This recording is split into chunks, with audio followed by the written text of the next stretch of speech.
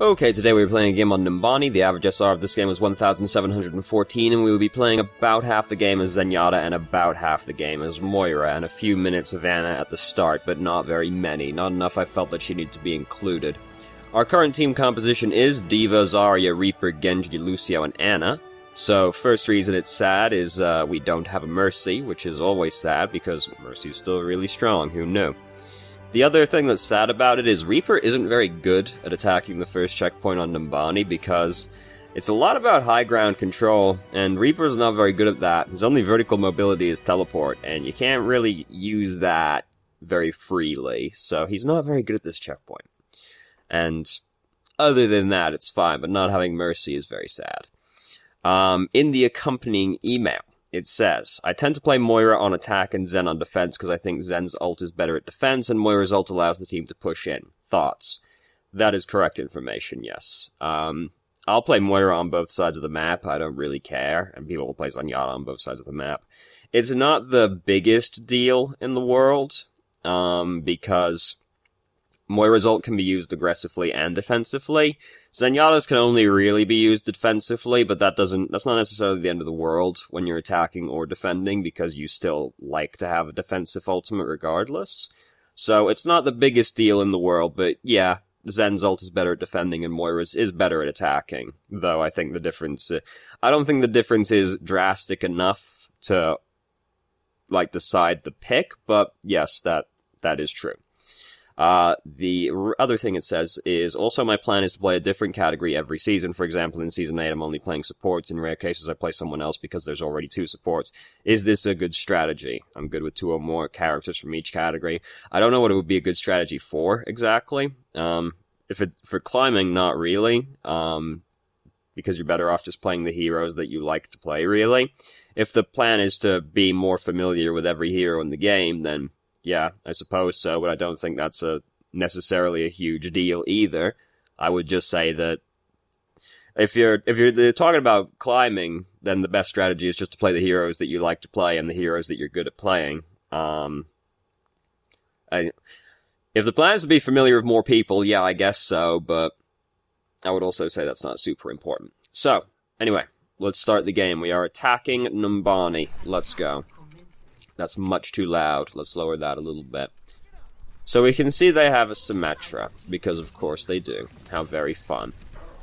So Reaper's dead.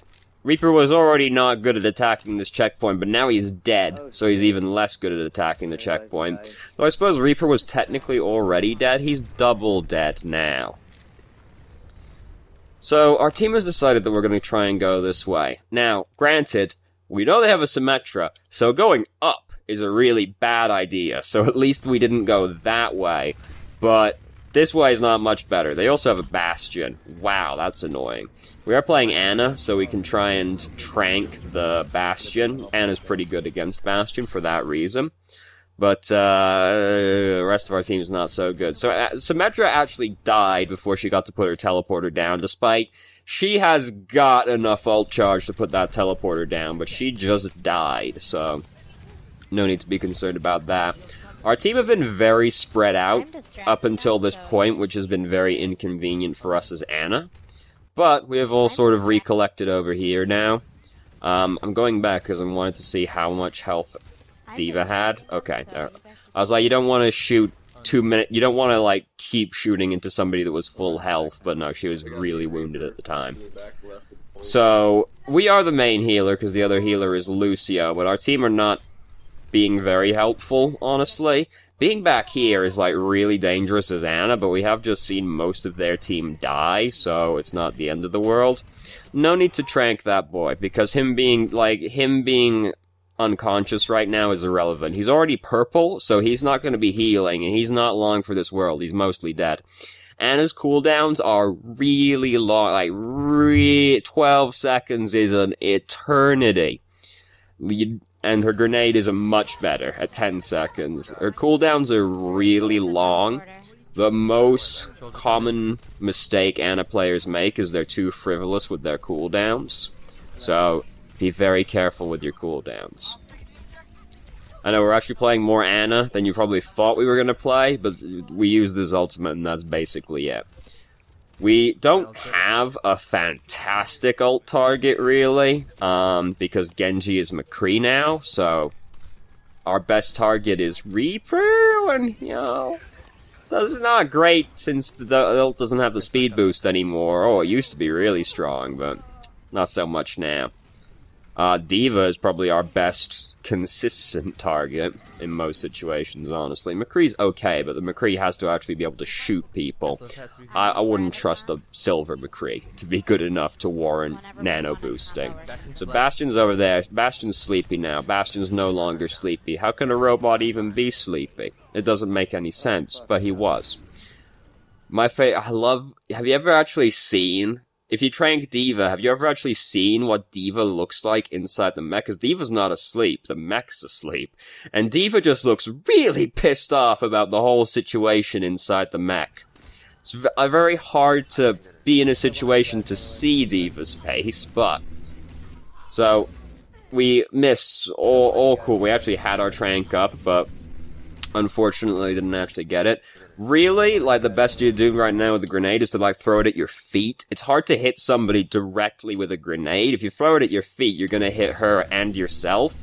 And you being a little healthier would have actually made the difference, because she only died a little bit after you died. So, if you hit both people with the grenade, you would have actually survived off that one. The trank is inconsistent because it's a very small projectile, so it's very hard to actually hit. This is very important for Ana's survival, don't get me wrong. It's not exactly the most consistent form of survival. Smacking yourself and the attacker with the grenade is really easy and really strong, especially if it's a flanker, because if you hit yourself and the flanker with the grenade, the flanker has to leave, basically. So here comes Bastion. We missed the trank on him, which is unfortunate, but this is an illegal maneuver that he's performing right now, so it doesn't matter, and he dies anyway. He shouldn't have done that. Should not have done that. Maybe I should have included Ana on the thing at the start here. Nah, it's fine. It's fine. We have been sitting on this nano boost for a really long time. Now, I'll grant you, we haven't really had many opportunities to nano boost, but we are looking to nano boost somebody as soon as we possibly can, because nano boost charges up extremely fast. It's one of the fastest charging ultimates in the game, because Ana does a lot of healing, so it charges very quickly. You're looking to get it out as soon as you possibly can, so that you can start building the next one. This is true of all ultimates that build very quickly. Well, it's true of all ultimates in general, but especially of ones that charge quickly, where you are looking to use it as soon as possible so that you can start building the next one. Because if you can just ult more times than your counterpart on the enemy team, you probably won the game. Because Overwatch is a game that is very based around ultimates. And if your ultimate charges really quickly, you're looking to just throw that bad boy out there as soon as possible. If you're looking to combo it with another ultimate like Dragon Blade or Tac Visor, you'll hold on to it for a while in cases, but you are usually looking to just throw it out there as soon as possible. I did see, like, something that comes up recently fairly commonly is suggestions to buff Ana because she needs it. I saw someone had a really good suggestion the other day, which was that Ana could be able to start building up another nano boost while hers is still out there, perhaps while somebody else is still nano boosted, but like at a reduced rate or something. That's like a pretty good idea, actually. Because nano boost overall is not like massively impactful. I mean, it is, but it's extremely dependent on your teammates, right? Like, we put it on people who already have really good ultimates, right? Like, Dragon Blade is already like a 9 out of 10 ultimate. Tac Visor is already like an 8 out of 10 ultimate. So then you put the nano boost on them, and then it's like a 10 out of 10 ultimate, right? Because you've just bumped up their already very good ultimate to being an exceptional ultimate. Nano boost itself is not actually that impactful. It just sort of amplifies the other person, you know? Sort of the idea, I suppose. It's so not helpful for so very many heroes. Like, that's the biggest issue that I think Ana has. Like, one of the biggest issues is that she's weak against dive, like, extremely weak against dive, so that's very bad. It just always naturally means that she's gonna have a hard time on defense, because the attacking team is likely to be, dive-focused. But then it's like, the other big issue that she has is that her ultimate is just so very bad, especially compared to other people's ultimates, right? Like, you compare Nano Boost to Valkyrie, and it just doesn't even begin to compare. You compare it to Transcendence, nope, doesn't even... The only one it, like, really compares against at all favorably is Sound Barrier, because Sound Barrier is, like, the worst support ultimate.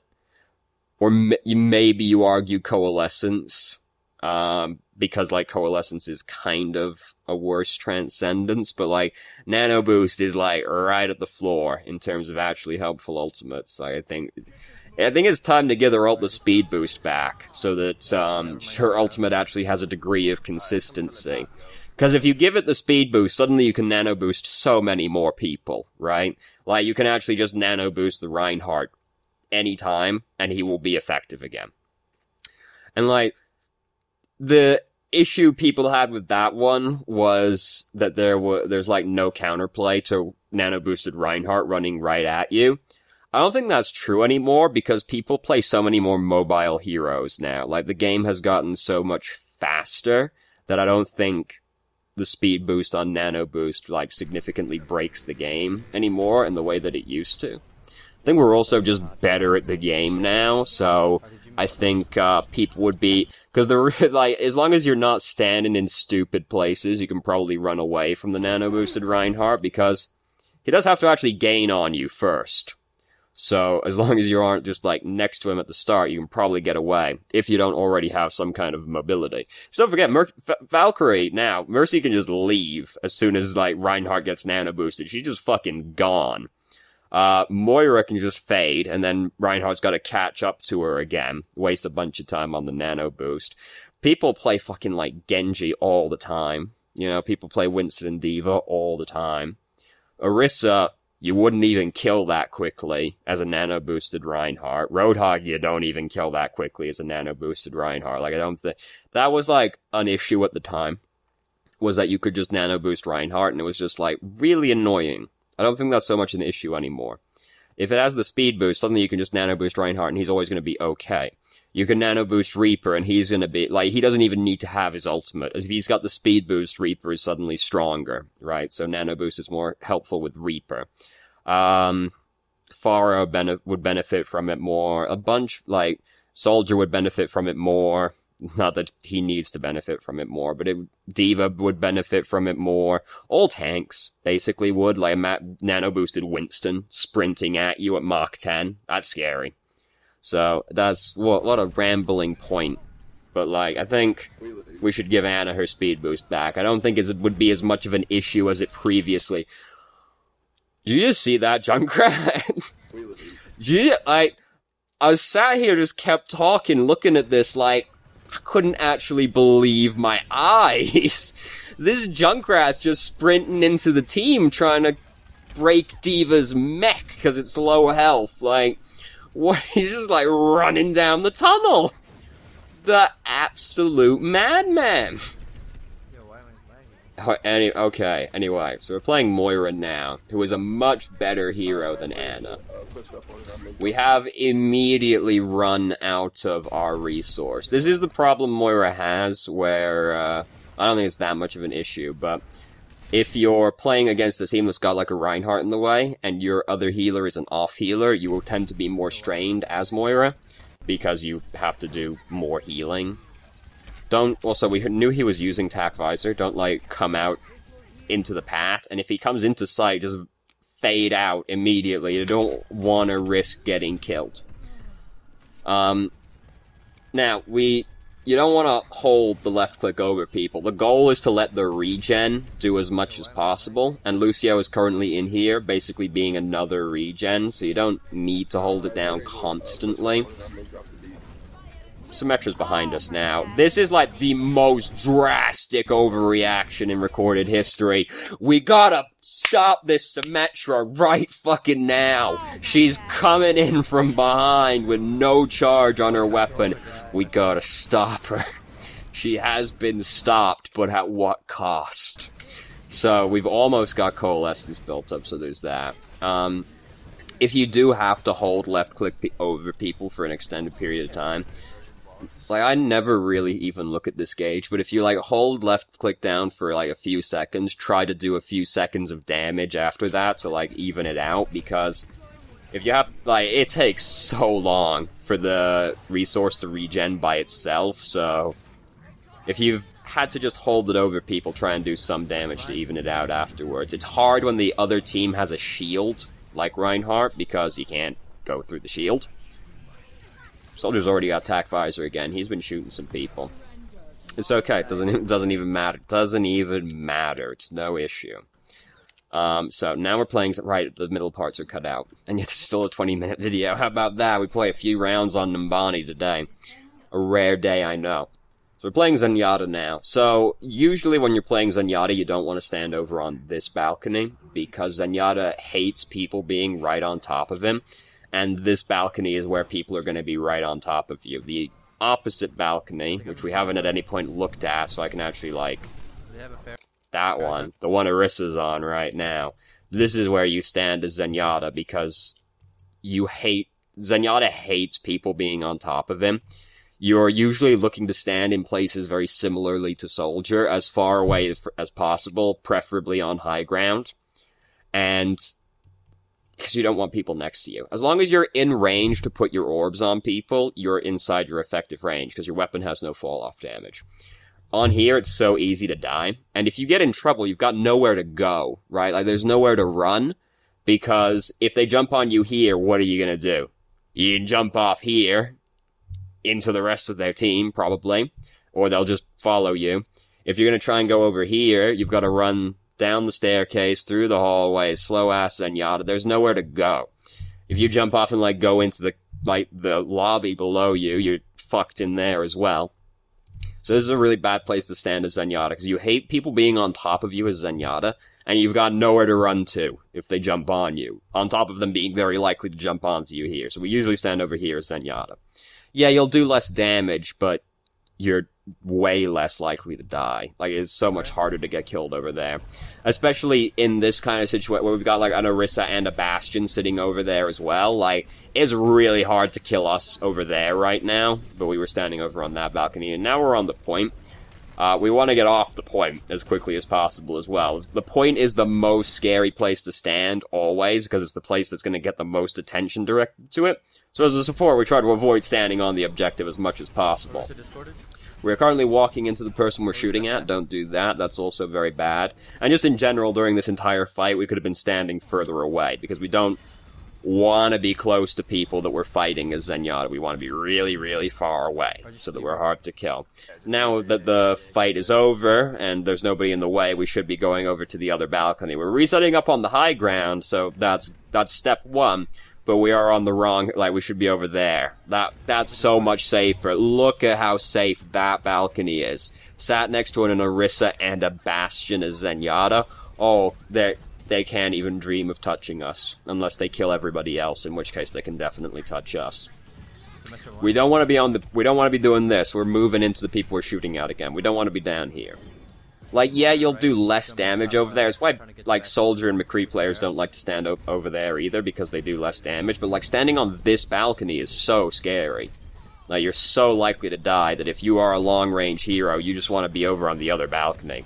Like, look at this. This is mad scary. Fortunately, they didn't suspect a thing. They thought we were their Zenyatta or something. It's no big deal. I have actually gotten out of situations like that before, believe it or not. I've been like, fuck, I'm in a really bad spot, and I've just, like, walked into the enemy team and, like, not fired my gun, and then just sort of slowly walked through them, and they haven't noticed, because they just haven't noticed that I'm an enemy, because they were like, me being there was so ridiculous that they just didn't shoot me, because they didn't realize. Because I've also done that before, where I've been like, oh fuck, this isn't my Winston, shit, you know, that kind of thing. So, we use Transcendence here. Honestly, unnecessary. Like, Barrage is one of those ultimates you usually just Transcendence as soon as you hear it, because it's one of those ultimates, but we can see that this one isn't really gonna do anything. Like, and we've already mostly won this fight. Like, they don't have that many people left alive out here. It's like, probably kills Orisa. Mercy might die, but, like, if Barrage is gonna kill her, she's gonna die before we get to her anyway. And, like, honestly, it looks like it's not even gonna kill Mercy from that perspective, because she looks like she's really close to just getting around the wall. Plus, Far is getting shot at by the entire team. So we use Transcendence on a fight that we've essentially already won, which is bad practice with all ultimates. Isn't that right, Cat? Exactly. It is one of those ultimates that you usually just use as soon as you hear it, but if it doesn't look like it's actually going to do anything, or if you've, like, already won the fight anyway, don't bother. Again, walking into the person that we're shooting at right here, there's no reason to do this. We don't gain anything from moving into the people we're shooting at, because it's not like we do more damage for being close to them. Whereas Farah is perfectly fine with us being closer to her, because it's easier for her to hit us with a rocket at that point. Walking into the people we're shooting at, again, we don't want to do that. We should just really be up on that balcony the entire time. We should basically never be standing on the objective, unless it's like stand on the objective or lose, you know, that kind of situation. We don't want to ever be down here. This is true of, like, all supports, where you don't really want to be on the objective ever. Lucio is usually okay, because he's hard to kill, and Moira is also sometimes okay. But, like, as Zenyatta, no. As, like, Mercy, no. In general, we don't want to be standing on the objective. And, no, don't do that. Don't do that. If you have the high ground, don't give up the high ground for free like that, because high ground is really overpowered. I am of the opinion that if you play heroes that benefit from high ground, like Soldier, McCree, Zenyatta, get pulled back out into the explosion, feels bad, man. I am of the opinion if you play that kind of hero, if you just control the high ground every game, you'll climb to, like, gold or platinum, because people don't appreciate how strong the high ground is. The high ground is really overpowered, as Master Obi-Wan Kenobi showed us. There's the savior of the Force defeated by a slight incline. Too easy. Too fucking easy. We were fighting on moving droids over a fucking volcano a minute ago, but no, this slight hill is just too much. Can't be done. Can't be done. Anyway, we're moving into people we're shooting at again, which is really bad, and they have a lot of shit flying out. We want to be as far away as possible. We don't go up to meet the objective as Zenyatta. We let the tanks do that. That's what they're here for. They go touch the objective so that we don't have to. Mercy shouldn't have rezzed us right there. The chances of dying after getting rezzed are extremely high. Maybe you use Transcendence when you get res, but, like, I wouldn't. This is like the kind of res where she starts it and I'm like, oh no, I'm gonna die again right after she reses me. And that's exactly what happened. So, they do still have the Symmetra as well, which is very unusual. You might have noticed that at one point they had a teleporter set up somewhere while we were defending the first objective, but someone broke it before it was really an issue. So we shouldn't be coming out here right now, because we're probably just going to die. And we aren't going to generate any ult charge off of them, because we already have Transcendence. So Bastion's about to do exactly what their Bastion did a second ago. And his goes a lot better, because he got 2 kills instead of just dying. Don't mistakenly think this was okay. No, that was still an illegal maneuver. He just didn't get super punished for it. He did still waste his ultimate, though, because he's fighting over an objective we already lost. Don't fight over objectives that you already lost. We shouldn't be up here because we're fighting over an objective we already lost as well. He just ended up wasting his ultimate, basically. So, they're in the Graviton right now, and unfortunately we don't really have a combo. So, start using Tac Visor. We use Transcendence, as one does when Tac Visor happens. We've got some lag going. We're at 350 MS right now, which is, I would say, pretty optimal. It's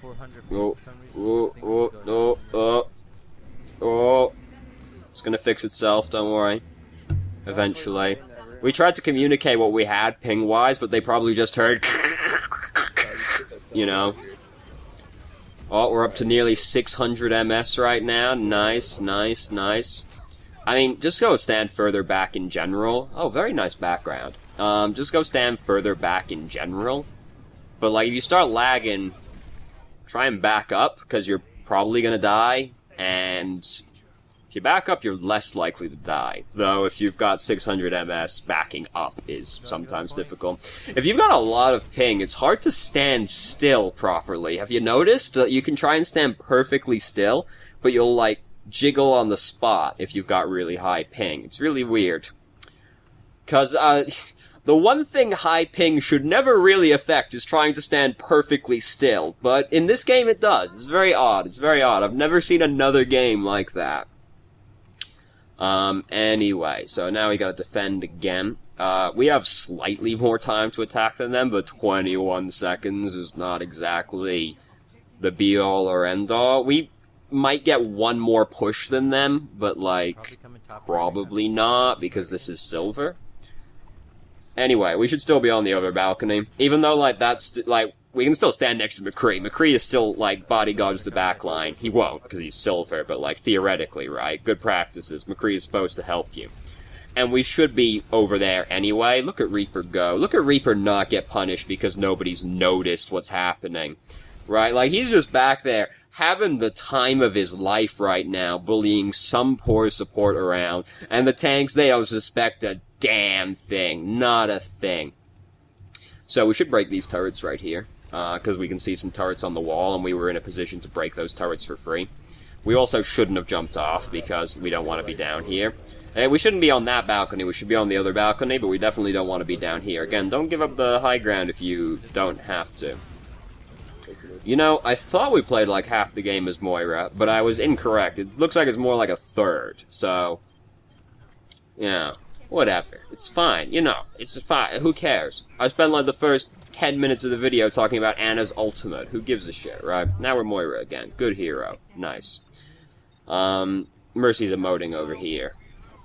It's okay. They're capturing that objective regardless at this point.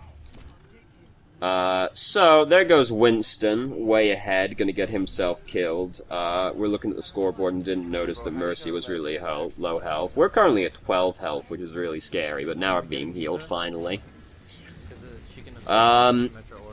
We shouldn't be this close, still, as Moira, because we don't really want to be right next to the enemy team, if at all possible, still, as any support, really. Moira's got more defense, but she can still be 20 meters away. Like, her right-click range is 20 meters. You can still be really far away from people. And again, it's not like you do more damage for being closer. Though I wouldn't personally object if Moira did more damage if you were closer to people, but that would be probably encouraging bad habits from a support.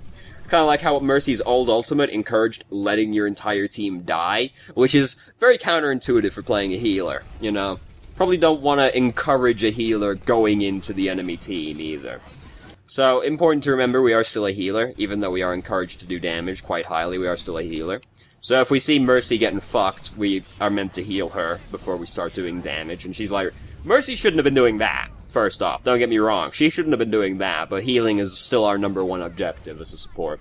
Even if we're playing an aggressive support, like Lucio, Zenyatta, Moira, healing is still our #1 objective, and doing damage comes secondary to that.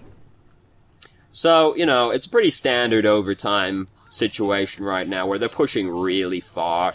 This is the thing with Numbani, as well, is if they capture the first checkpoint, it doesn't matter if they're in overtime, they're extremely likely to capture the second checkpoint anyway, because it is the street phase on Numbani. And people are stupid in overtime. They're like, I gotta stop it right now. I gotta go stop it. Even though, like, they should wait for their team to go back and then the staggering begins. It's alright. There's a textbook C9 right now. They just all left the objective, apparently.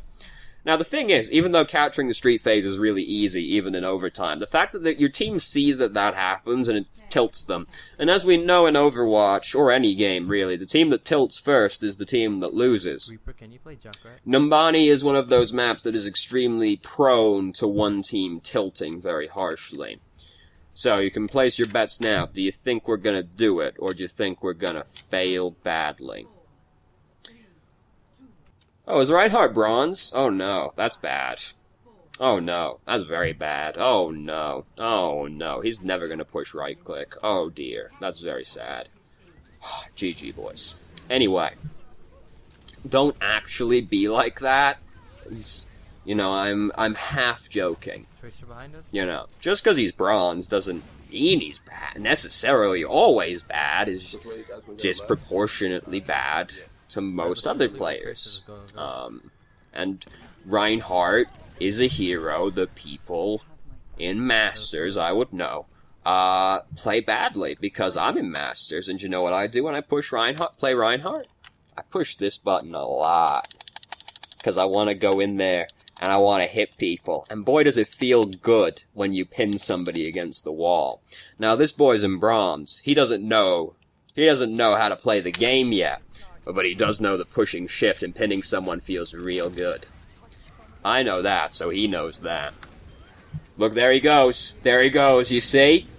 First thing he did, as soon as he saw an enemy, he pushed the shift key. He didn't think twice, he went straight into the objective. It's alright, we were already winning the fight, so he didn't get punished, but his first thought was, pin. And then his second thought was, pin. I understand. I know how he feels. I want to do it as well, and I do it a lot anyway, even though I know I shouldn't. It's alright though, because sometimes they just don't punish you, and if you don't get punished, you don't have to learn. So, we've captured the first checkpoint, so now we're in Easy Street. Literally, we're on the Easy Street checkpoint. It's just, see, he saw an enemy, and what did he do? He pushed the shift key. As he held the shield up, he's held it up now. It might be the first time in history he's ever pushed that button, but he knows where this button is. He's still going. He's still going. Oh, he pushed shift, I heard it. He got bumped, though. Where is he? Where'd he go? Oh, he's in right now. Even though he got bumped, he's in. He's going. He's almost dead, but he's holding that left click down. He's not afraid. He's still going. He might never stop. Oh, he's sort of coming back. Oh, but now he's healthy again. He's probably going to push that. Oh, yeah, he pushed it again. He's going. He's still going. Legend has it, he's still in the enemy team's back line to this day. Genji is sometimes a melee hero, and Reinhardt is always a melee hero, so that means Reinhardt should be in the enemy team, right? Yeah. So we don't get to see the play of the game. It's okay, Reinhardt. I understand. I know how good that key feels to push. Things that stand out the most in this game, positioning on Zenyatta is real bad. We're always really close to the enemy team, which we shouldn't be. We're moving to the people that we're shooting at a lot, which is a bad habit in general, but especially for someone like Zenyatta, you don't get anything from being closer to them. Yeah, they're easier to hit, but you should just be able to hit them from far away. From further away, I should say. And then we're just standing in places where, like, if they jump on us, which they're very likely to, we are very likely to die because we have nowhere to escape to. Zenyatta hates people being on top of him. You want to be far away. As long as you can put your orbs on people, you're inside your effective range. Like, yeah, on the other balcony, like, you'll do less damage because they will be in line of sight less, but they still have to come into line of sight to actually start fighting on the objective. And it's hard to get to that balcony with the other balcony without vertical mobility, which is why it's so good to stand on. So most heroes just straight up can't get to you. And it's where, like, the backline heroes stand, so you should always be back there with one other person. Like, there'll be a soldier or a McCree or something back there, hopefully, like an Orisa. It's where, like, in low SR, maybe not so much, but it's okay. In low SR, they just won't even come up onto the balcony to try and fight you anyway, so it's even less of an issue. Right, like, what was their team, right? Like, is Symmetra gonna come up there and flank and get us on the balcony? Eh, probably not, right? So, positioning on Zenyatta was, like, the biggest thing that stood out. So, thank you very much for watching if you did. If you have any questions, feel free to ask. I'm more than happy to answer, and I hope you found the video helpful.